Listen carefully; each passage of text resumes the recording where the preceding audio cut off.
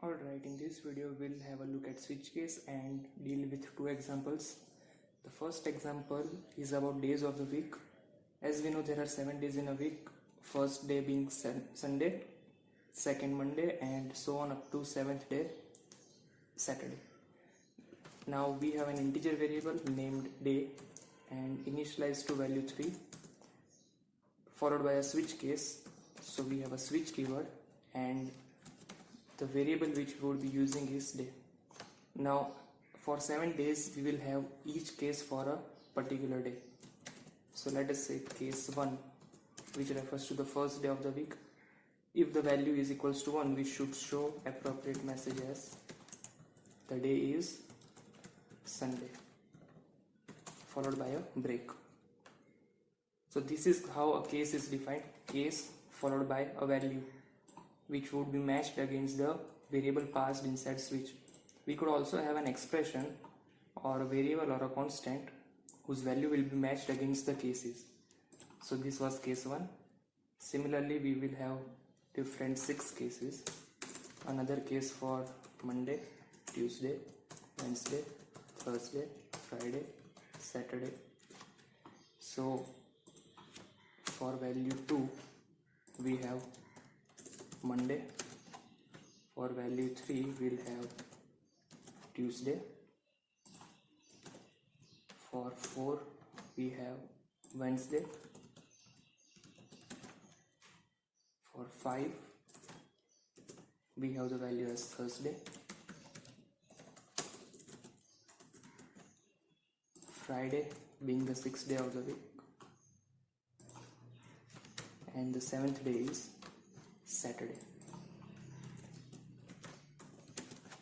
So these are the 7 cases which would print relevant messages. Now we have another case, the default one, which will handle value apart from 1 to 7. So for any value except the range from 1 to 7, the default case would handle the particular value. So we supply a relevant message as the day is invalid number for the day. As we have only 7 days, we have 7 cases, and any number apart from 1 to 7 would show the message invalid number for the day, and followed by a break. So let us compile our code.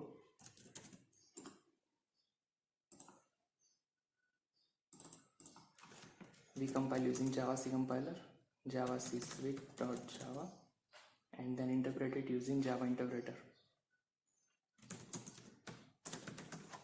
Now the output displayed here is Tuesday. As we have initialized the day variable to 3, the value of day is matched against the value beside case. 3 doesn't match 1, therefore it jumps to the next case 2. 3 doesn't equal to 2, next case 3.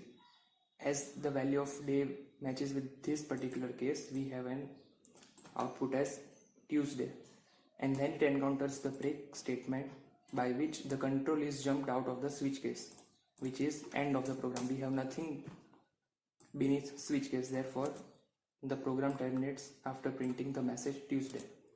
Now let us remove this break statement and recompile it.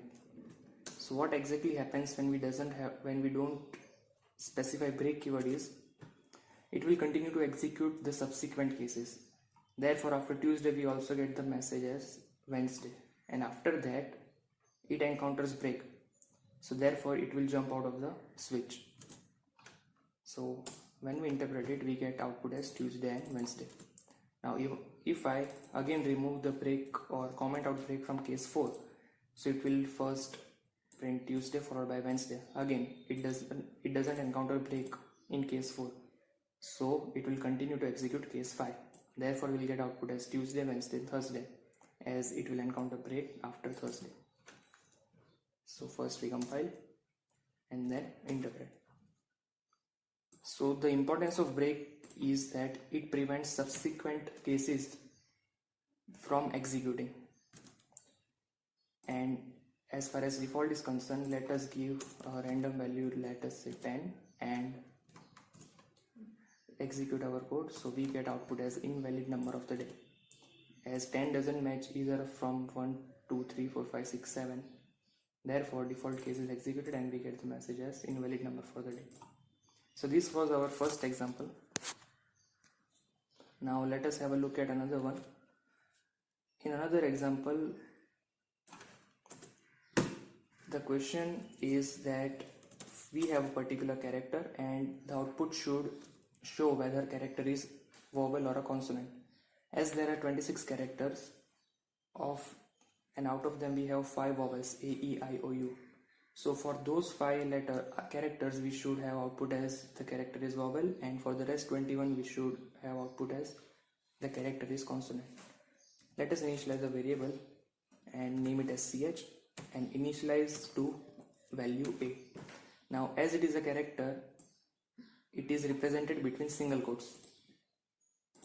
Now let us define switch with switch keyword and the variable inside it is ch. So we'll have multiple cases for vowel and few cases and another case for consonant.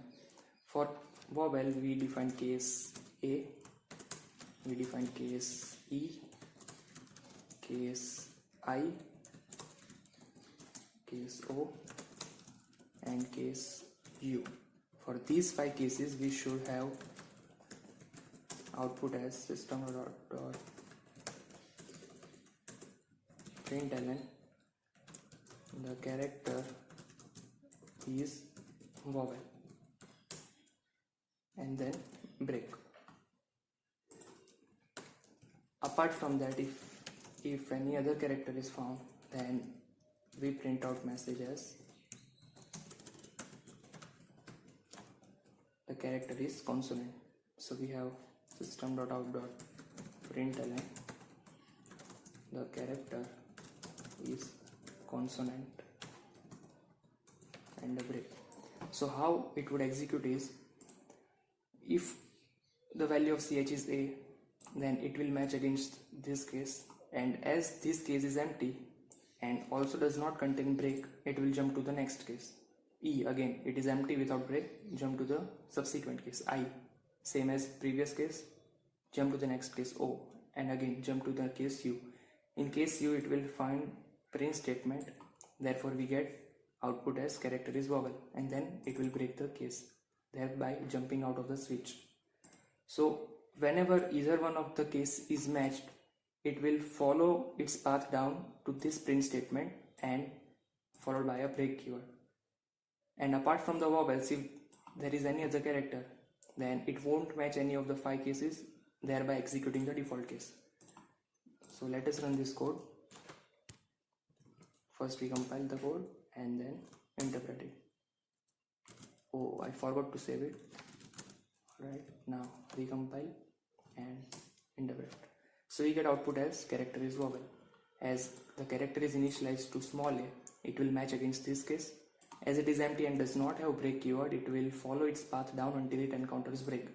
So before break we have a print statement, the character is vowel, therefore we get output as such. Now try a consonant. Let us try a consonant as B. So in this case we expect output as the character is consonant.